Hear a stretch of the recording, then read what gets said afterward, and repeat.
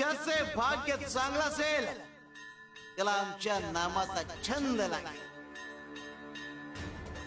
आणि त्याच्या मुखात सतत नाम जप असेल. आमच्या नामाची गोडी निर्माण होईल.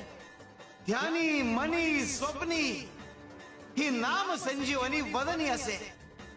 त्याला निरंतर सुखाची प्राप्ती होईल.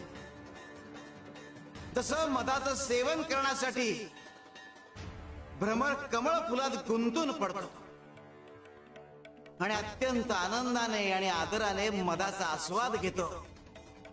आमच्या भक्ताचे मन आमच्या नामाचे ध्यान लागून उच्च पातळीवर स्थिर होते. मन नामात एकाग्र होईल.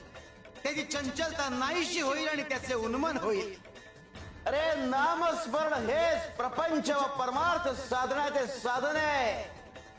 शिवाय शंकर.